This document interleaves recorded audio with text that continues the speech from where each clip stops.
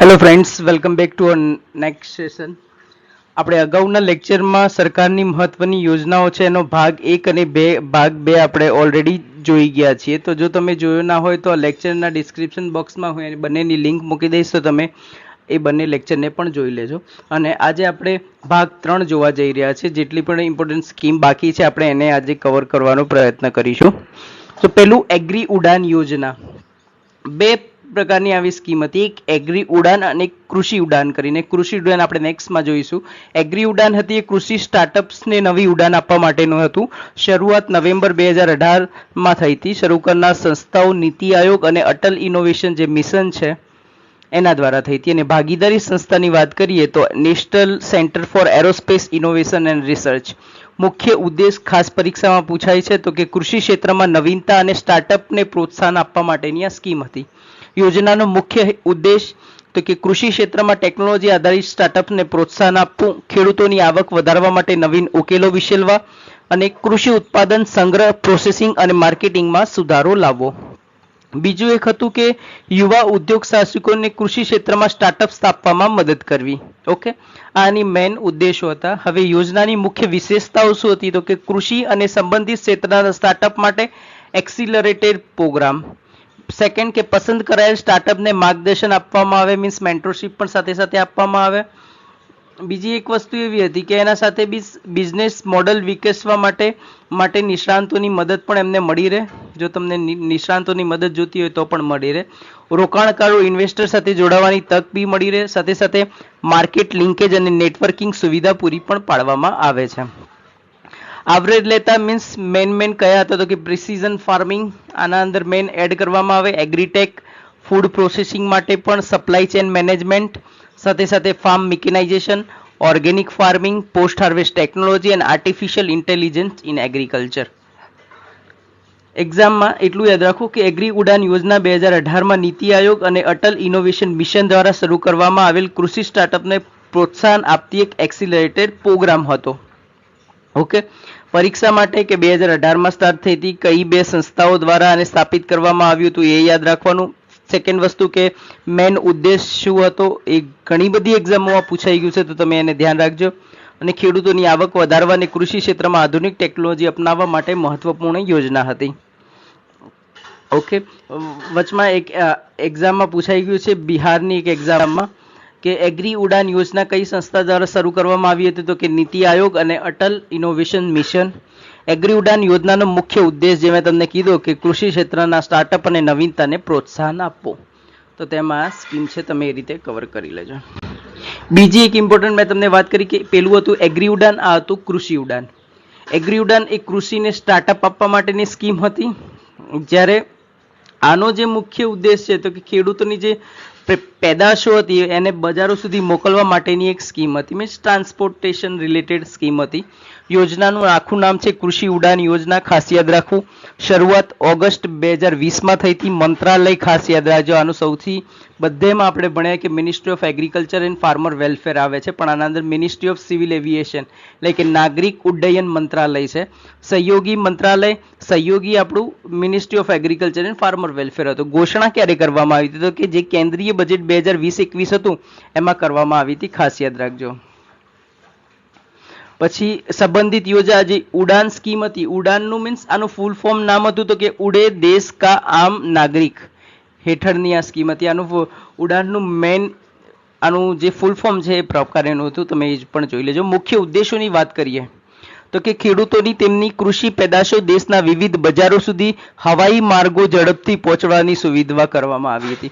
ફળ હોય, શાકભાજી હોય, ફૂલો હોય, માછલી, દૂધ અને અન્ય નાશવંત ઉત્પાદનોના પરિવહનને પ્રોત્સાહન આપવું. નાશવંત મીન્સ એવું કહી શકાય કે પેરિસેબલ ગુડ, જે જલ્દીથી ખરાબ થઈ જતી વસ્તુ હોય એના પરિવહનને પ્રોત્સાહન આપવા માટે. બીજું એક હતું કે ખેડૂતોને એમની ઉપજનો વધુ ભાવ મળી રહે તે સુનિશ્ચિત કરવા માટે પણ આ એક સ્કીમ હતી. અને લાસ્ટ કે કૃષિ સપ્લાય ચેનને મજબૂત બનાવી, જે પણ ચેન છે ટ્રાન્સપોર્ટની એને મજબૂત બનાવવા માટેનું હતું. ઓકે, તમે આ ખાસ યાદ રાખો. બીજું એક હમણાં એમને લોન્ચ કર્યું કૃષિ ઉડાન 2.0 કરીને એક લોન્ચ કર્યું હતું, જે 27 ઓક્ટોબર 2021ના દિવસે કર્યું હતું, જેનો મુખ્ય ધ્યાન ઉત્તર પૂર્વીય રાજ્યો, પર્વતીય વિસ્તારો, આદિવાસી વિસ્તારો અને નાશવંત કૃષિ ઉત્પાદનોના પરિવહન પર હતો. ઓકે, આ વસ્તુ યાદ રાખજો. આના અંદર કયા કયા ખેડૂતો ઇન્વોલ્વ લઈ શકે, આનો ફાયદો લઈ શકે? તો કે ખેડૂતો છે, એફપીઓ છે, મીન્સ સેલ્ફ હેલ્પ ગ્રુપ છે, સેલ્ફ હેલ્પ ગ્રુપના જે બધા ખેડૂતો છે, સરકારી મંડળીઓ અને વેપારીઓ આનો લાભ લઈ શકે. દેશના દૂરના વિસ્તારોમાંથી પણ કૃષિ ઉત્પાદન મોટા શહેરો અને નિકાસ બજારો સુધી પહોંચાડી શકાય એના માટેનું આ સ્કીમ હતી. આવરી લેવા માટે કુલ 58 એરપોર્ટ યોજનામાં સામેલ કરવામાં આવ્યા હતા, ખાસ યાદ રાખજો. જેના અંદર 25 એરપોર્ટ ઉત્તર પૂર્વીય, પર્વતીય અને આદિવાસી વિસ્તારો હતા, જ્યારે 33 અન્ય રાજ્યોમાં સ્થપાયેલા હતા. એક લીટીમાં આપણે સ્કીમને જાણવી હોય કે કૃષિ ઉડાન યોજના એ ખેડૂતોની નાશવંત કૃષિ ઉત્પાદનોને હવાઈ માર્ગે ઝડપથી બજાર સુધી પહોંચાડીને વધુ ભાવ આપવાની કેન્દ્રીય યોજના છે. હવે આના અંદર તમને થતું હશે, આના અંદર દર વખતે નાશવંત કહેવામાં આવે છે. તો કે નાશવંત એટલે કે જે જલ્દીથી ખરાબ થઈ જતી જે વસ્તુઓ છે, એ પહેલા એવો પ્રોબ્લેમ આવતો કે ખેડૂતો બજારમાં જાય ત્યાં સુધી એ વસ્તુ સ્પોઇલ થઈ ગયું, મીન્સ ખરાબ થઈ ગયો, જેના લીધે ખરેખર ખેડૂતોને એટલા બધા ભાવ મળતા નહોતા. તો એટલા માટે આ કૃષિ ઉડાન સ્કીમને લાવી હતી કે ખરેખર જે પેરિશેબલ વસ્તુ છે, જે જલ્દીથી ખરાબ થઈ જાય છે, ફ્રૂટ્સ છે, શાકભાજી છે, ફૂલો છે, માછલી રિલેટેડ કોઈ પણ પ્રોડક્ટ છે, દૂધ છે, એવી અન્ય જે ખરેખર પેરિશેબલ પ્રોડક્ટ હતી એના જે ટ્રાન્સપોર્ટ હતું એને પ્રોત્સાહન આપવા માટેની સ્કીમ છે. તો તમે આ ખાસ યાદ રાખજો. કૃષિ પેલું હતું એગ્રી ઉડાન હતું, આ હતું કૃષિ ઉડાન યોજના છે. બીજી એક ઇમ્પોર્ટન્ટ સ્કીમ પ્રધાનમંત્રી કુસુમ યોજના. હવે પ્રધાનમંત્રી કુસુમ યોજના તમને બધા ખબર જ છે કે આ છે એ સૌર ઉર્જા સાથે સંકળાયેલી સ્કીમ છે. ઓકે, મૂળભૂત માહિતીની વાત કરીએ તો પ્રધાનમંત્રી પીએમ કુસુમનું પૂરું નામ પ્રધાનમંત્રી કિસાન ઉર્જા સુરક્ષા એવં ઉત્થાન મહાઅભિયાન, આ ખાસ યાદ રાખજો ફૂલ ફોર્મ. શરૂઆત માર્ચ 2019માં જ કરવામાં આવી હતી. મંત્રાલય ખાસ યાદ રાખો, ministry of new and renewable energy. આના અંદર ministry of agriculture and farmer welfare નથી. મુખ્ય હેતુ શું હતો? તો કે ખેડૂતોને સૌર ઉર્જા દ્વારા સિંચાઈની સુવિધા પાડવી આપવી અને તેમની આવકમાં મેન વધારો કરવો. મુખ્ય ઉદ્દેશોની વાત કરી જે રીતે ખેતીમાં ડીઝલ પંપનો ઉપયોગ ઘટાડવો, સસ્તી અને સ્વચ્છ ઉર્જા ઉપલબ્ધ કરાવવી, ખેડૂતોની આવકમાં વધારો કરવો, સાથે સાથે કૃષિ ક્ષેત્રમાં સૌર ઉર્જાનો ઉપયોગ વધારવો અને વધારાની વીજળી વેચીને વધારાની આવક મેળવવાની તક પણ ખેડૂતોને આપતો હતો. હવે આ જે યોજના છે, યોજનાના અંડર હેઠળ મેઇન 3 કમ્પોનેન્ટ હતા, કમ્પોનેન્ટ એ, કમ્પોનેન્ટ બી અને કમ્પોનેન્ટ સી. કમ્પોનેન્ટ એ ની વાત કરીએ તો કે ખેડૂતોને પોતાની જમીન પર 0.5 મેગાવોટથી 2 મેગાવોટ સુધીના સૌર ઉર્જા પ્લાન્ટ સ્થાપિત કરી શકશે. ખેડૂતો છે, એફપીઓ છે, સહકારી મંડળી છે અને પંચાયતો પણ આમાં ભાગ લઈ શકે છે. અને જે ઉત્પાદિત વીજળી હોય એ ડિસ્કોમને વેચી શકે. ડિસ્કોમ એટલે આજુબાજુની, મીન્સ કોઈ પણ ધારો કે પ્રાઇવેટ કંપની હોય જે પણ વીજળી ઉત્પાદન કરતી હોય, એ કંપનીને આપણે વેચીને આપણી જે વીજળી હોય વીજળીને વેચીને આપણે એના સામે પૈસા પણ લઈ શકીએ છીએ. બીજો કમ્પોનેન્ટ બી ની વાત કરીએ તો કે standard loan, solar agriculture pump સ્થાપિત કરવાની માટેની સહાય, મીન્સ ડિજિટલ પંપની જગ્યાએ સૌર પંપનો ઉપયોગ કરવો. બીજું વીજળી વગરના વિસ્તારોમાં ખાસ ઉપયોગી છે આ સ્કીમ. ઓકે, પછી કમ્પોનેન્ટ સી ની વાત કરીએ તો કે હાલના જે ગ્રીડ કનેક્ટેડ કૃષિ પંપોને સોલરાઇઝ કરવા. આ રીતે તમે જે જોયા હશે કે ઘણા બધા વિસ્તારોમાં હોય છે, એના દ્વારા મીન્સ પંપને બધા રેગ્યુલેટ થતા હોય છે, તો એના જગ્યાએ મીન્સ સોલાર ઉર્જાનો ઉપયોગ કરવો. બીજું, ખેડૂતો પોતાની જરૂરિયાત કરતાં વધારાની વીજળીમાં ગ્રીડમાં વેચી શકે, મીન્સ કોઈ પણ કંપનીને આપીને એના સાથે પૈસા મેળવી શકે, એટલે વીજળીના ખર્ચમાં ઘટાડો થાય, સાથે સાથે આપણને પૈસા પણ મળતા રહે. સબસિડીની પેટર્નની વાત કરીએ તો આ ખાસ તમે યાદ રાખજો કે આના અંદર ખેડૂતનો ફાળો આપણે પહેલા તો જોઈએ કે કોઈ પણ હોય 100% હોય. ઓકે, તો 100% માંથી એટલું યાદ રાખવું કે કેન્દ્ર સરકારની સહાય 30% મળે, 30% રાજ્ય સરકાર આપે એટલે 60% થયા. ઓકે, અને 30% બેંક લોન મળી રહે અને 10% ખેડૂતોને આપવાના હોય. સિમ્પલ, આ ખાસ વસ્તુ યાદ રાખજો. ઘણી બધી એક્ઝામમાં હમણાં પૂછાઈ ગયું છે કે 30 જે 100% હોય છે એના અંદરથી 30% કેન્દ્રની સહાય હોય છે, 30% રાજ્યની સહાય હોય છે, 30% બેંક લોન મળી રહે છે અને 10% ખેડૂતોએ આપવું પડે છે. તો તમે આ વસ્તુ આના અંદર ખાસ યાદ રાખજો. બીજું પરીક્ષામાં પૂછાય મેઇન વસ્તુ યાદ રાખવા માટે તો કે 2019માં સ્કીમ શરૂ થઈ હતી. નોડલ મંત્રાલયો જે ministry of new and renewable energy છે એ યોજનાના ઘટકો એબીસી ત્રણેયમાં શું આવે છે ખાસ યાદ રાખજો કે કમ્પોનેન્ટ એમાં હેઠળ 2 મેગાવોટ સુધીના સોલર પ્લાન્ટ સ્થાપિત કરી શકાય, હેઠળ સ્ટેન્ડ લોન સોલાર પંપ આપવામાં આવે, અને ત્રીજું કે સોલરાઇઝેશન કરવા મીન્સ હેઠળના હાલના કૃષિ પંપોને સોલરાઇઝ મીન્સ સોલર દ્વારા ચાલતા કરવા એને સોલરાઇઝેશન કહેવાય. ખાસ યાદ રાખજો. પીએમ કુસુમ યોજના. Agriculture infrastructure fund. ખેડૂતોની આવક વધે અને દેશનો વિકાસ વધે. શરૂઆતની વાત કરીએ તો 9 ઓગસ્ટ 2020ના દિવસે સ્ટાર્ટ કરવામાં આવી હતી. મંત્રાલય આપણું જ મંત્રાલય કૃષિ અને ખેડૂત કલ્યાણ મંત્રાલય. યોજનાનો પ્રકાર કેન્દ્રીય ક્ષેત્રની યોજના છે. બીજું સમયગાળો 2020-21 થી સ્ટાર્ટ કરી 2032-33 સુધી 10 વર્ષ માટે આને સ્ટાર્ટ કરવામાં આવી હતી. મુખ્ય ઉદ્દેશ શું છે તો કે ખેતી પછીની જે પોસ્ટ હાર્વેસ્ટ સુવિધાઓ અને સામુદાયિક ખેતીની સંપત્તિઓ અને માટે મધ્યમ અને લાંબા ગાળાનું ધિરાણ ખેડૂતોને પૂરું પાડે. કૃષિ પેદાશોના સંગ્રહની સુવિધા વધારવી, પાક પછી નુકસાનમાં ઘટાડો કરવો અને ખેડૂતોનો વધુ ભાવ મળે તે સુનિશ્ચિત કરવું. સાથે સાથે કૃષિ ક્ષેત્રમાં ખાનગી રોકાણને પ્રોત્સાહન આપવા માટેનું હતું. અને બીજું કે આધુનિક કૃષિ ઇન્ફ્રાસ્ટ્રક્ચર વિકસાવવું. નાણાકીય સહાય કેટલી મળે છે તો 2 કરોડ સુધીની લોન મળે છે, 3% વ્યાજ સહાય, બરોબર. અને વ્યાજ સહાય મહત્તમ 7 વર્ષ સુધીની હોય છે, આ ખાસ યાદ રાખજો. 2 કરોડ સુધી લોન માટે ક્રેડિટ ગેરંટી મીન્સ આના અંદર કોઈ પણ પ્રકારનું કોલેટરલ આપવામાં આવતું નથી, જે રીતે આપણે આગળના લેક્ચરોમાં વાત કરી છે એ રીતે.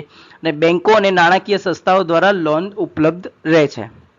લાભાર્થીઓ કોણ કોણ થઈ શકે તો કે વ્યક્તિગત ખેડૂત હોય, એફપીઓ હોય, પીએસસીએસ મીન્સ પ્રાથમિક કૃષિ ક્રેડિટ સોસાયટી હોય, સહકારી મંડળીઓ હોય, સ્વસહાય ગ્રુપ હોય એટલે કે સેલ્ફ હેલ્પ ગ્રુપ હોય, કૃષિ ઉદ્યોગ સાહિત્ય મીન્સ એગ્રીકલ્ચર એન્ટરપ્રેન્યોર હોય, સ્ટાર્ટઅપ હોય અને જોઈન્ટ લિયાબિલિટી ગ્રુપ હોય.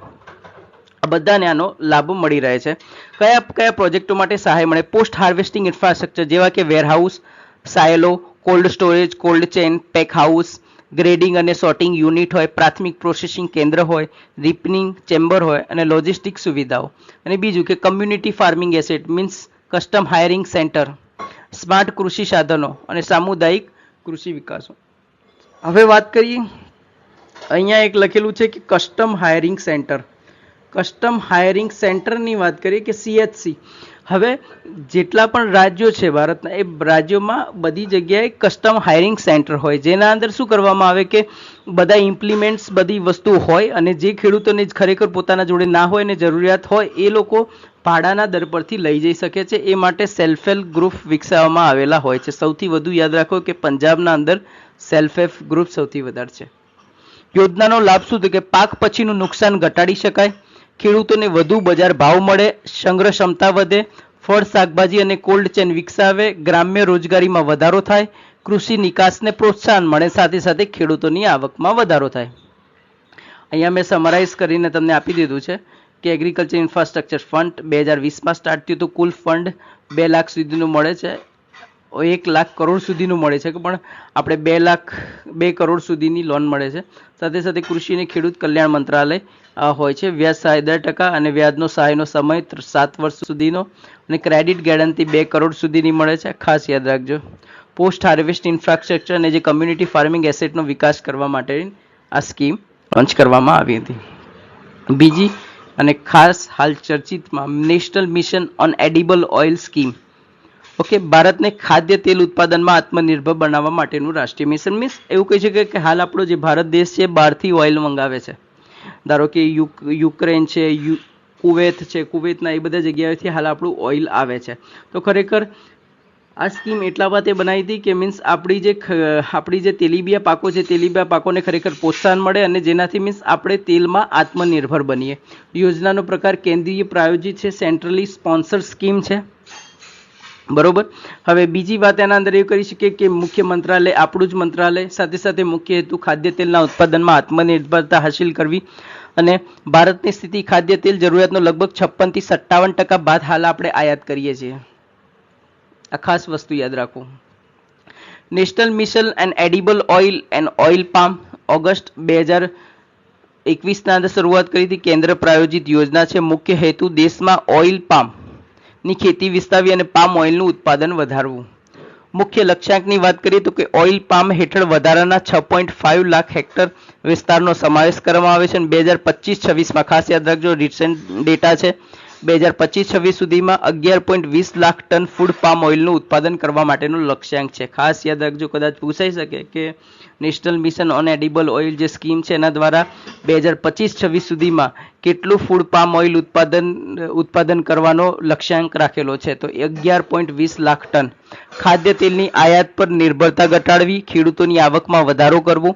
વિશેષતાઓ શું હતી, તો કે ખેડૂતોને વાવેતર સામગ્રી માટે સહાય મળી રહે, ભાવમાં ઘટાડો થાય તો વિયાબિલિટી પ્રાઇસ દ્વારા રક્ષણ મળ્યું રહે, પ્રોસેસિંગ યુનિટ અને નર્સરીઓને પ્રોત્સાહન મળતું રહે. સાથે સાથે ઉત્તર પૂર્વીય રાજ્યો અને અંડમાન નિકોબાર પર વિશેષ ધ્યાન આપવામાં આવ્યું છે. National mission on edible oil and oil seed આ પ્રકારની બીજી હતી, જે મંજૂરી 2024માં મળી છે. અમલીકરણ 2024-25 છે અને 2030-31. કુલ ફાળવણી 10,103 કરોડ આપવામાં આવ્યું છે. મુખ્ય હેતુ તો કે મુખ્ય તેલીબિયા પાકોના ઉત્પાદન અને ઉત્પાદકતામાં વધારો કરવો. આવરી લેતા મુખ્ય તેલીબિયા પાકો મગફળી છે, સરસો, રાયડો, સોયાબીન, સૂર્યમુખી, તલ, એરંડા, સનફ્લાવર, અળસી અને નાઇજર. મુખ્ય ઉદ્દેશો ખાદ્ય તેલમાં આત્મનિર્ભરતા, સાથે સાથે ઉચ્ચ ગુણવત્તાવાળા બીજનો પ્રચાર, આધુનિક ટેકનોલોજીનો ઉપયોગ, ખેડૂતોને તાલીમ અને વિસ્તરણ સેવાઓ, સાથે સાથે તેલીબિયા પાકની ઉત્પાદકતા વધારવી. ખાસ યાદ રાખજો તમે, આ જે સ્કીમ છે કદાચ આ સ્કીમમાંથી પૂછાઈ શકે છે, કેમ કે ઘણી બધી વાર આ સ્કીમ ચર્ચામાં રહી છે. સાથે સાથે 2025-26ના અંદર આનું સ્પેશિયલ જે લક્ષ્યાંક રાખેલો છે, એટલે કદાચ આ સ્કીમ પૂછાવાના ચાન્સીસ વધારે છે. તો આને સ્કીમને સરખી રીતે ધ્યાનથી જોઈ લેવાની. બીજી એક વાત કરી કે પલ્સીસ આત્મનિર્ભરતા અભિયાન, મિશન ફોર આત્મનિર્ભર ઇન પલ્સીસ, કઠોળ ઉત્પાદનમાં આત્મનિર્ભર ભારત. પરિચયની વાત કરી કે ભારત વિશ્વનો સૌથી મોટો કઠોળ ઉત્પાદક અને ઉપભોક્તા પણ દેશ છે. તેમ છતાં કેટલીક દાળોની જરૂરિયાતો પૂરી કરવા માટે આયાત કરવી પડે છે. આ આયાત પરની નિર્ભરતા ઘટાડવા અને ખેડૂતોને વધુ આવક મળે તે માટે આ અભિયાન શરૂ કરવામાં આવ્યું છે. આના મુખ્ય ઉદ્દેશોની વાત કરી કે દેશમાં કઠોળનું ઉત્પાદન વધારવું, સાથે સાથે કઠોળની આયાત ઘટાડવી, ખેડૂતોને કઠોળ પાક તરફ પ્રોત્સાહિત કરવા, પોષણ સુરક્ષા મજબૂત બનાવી અને દાળોના ભાવમાં સ્થિરતા જળવાઈ રહે. મુખ્ય કઠોળ પાકો તો કે તુવેર, ચણા, મગ, અડદ અને મસૂર, આના ઉપર મેન ફોકસ કરવામાં આવ્યું છે. કુલ અંદાજપત્ર બજેટની ફાળવણી 11,440 કરોડ આપવામાં આવે છે. અવધિ 2025-26 અને 2030-31. હમણાંનું જ મિશન છે, આ પણ ઇમ્પોર્ટન્ટ છે. 1 ઓક્ટોબર 2025ના કેન્દ્રીય મંત્રીમંડળ દ્વારા રજૂ કરવામાં આવ્યું હતું. મંજૂરી ત્યારે મળી હતી, પણ લોન્ચ 11 ઓક્ટોબર 2025 એટલે કે 10 દિવસ પછી થયું હતું. અભિયાનની મુખ્ય જોગવાઈની વાત કરીએ, એમએસપી પર ખરીદી, મીન્સ સરકાર ખેડૂતો પાસેથી કઠોળ પાકની ખરીદી લઘુત્તમ ટેકાના ભાવ મીન્સ જે એમએસપી પર કરે છે. બીજું કે બીજ વિતરણ, ઉચ્ચ ઉપજ આપતી અને રોગ પ્રતિકારક જાતોના બીજ ખેડૂતોને ઉપલબ્ધ કરવામાં આવે. સાથે સાથે ટેકનિકલ માર્ગદર્શન પણ આપવામાં આવે, એટલે કે આઈસીઆર અને કૃષિ યુનિવર્સિટીઓ દ્વારા આધુનિક ખેતી પદ્ધતિઓ અંગે માર્ગદર્શન પણ આપવામાં આવે. અને ચોથું કે સંગ્રહ અને માર્કેટિંગ, એટલે કે કઠોળના જે સંગ્રહ, પ્રોસેસિંગ અને માર્કેટિંગ માટે જરૂરી માળખાકીય સુવિધાઓ વિકસાવવામાં આવે. વર્ષ 2028-19 સુધીમાં કઠોળ ઉત્પાદનમાં આત્મનિર્ભરતા પ્રાપ્ત કરવાનો લક્ષ્યાંક રાખેલો છે. આના અંદર આ વસ્તુ ખાસ યાદ રાખજો, 88 લાખ મફત બીજનું કીટનું વિતરણ કરવાનું છે. સાથે સાથે 126 લાખ ક્વિન્ટલ પ્રમાણિત બીજ ઉત્પાદન અને વિતરણ કરવાનું છે. સાથે સાથે એમએસપી પર તુવેર, અડદ અને મસૂરની ખાતરીપૂર્વક ખરીદી. હવે ખાસ વસ્તુ યાદ રાખજો, આના અંદર આ જે મિશન છે, મિશનના અંદર 3 વસ્તુ પર સૌથી વધારે ભાર આપવામાં આવે છે, તો કે તુવેર, અડદ અને મસૂર.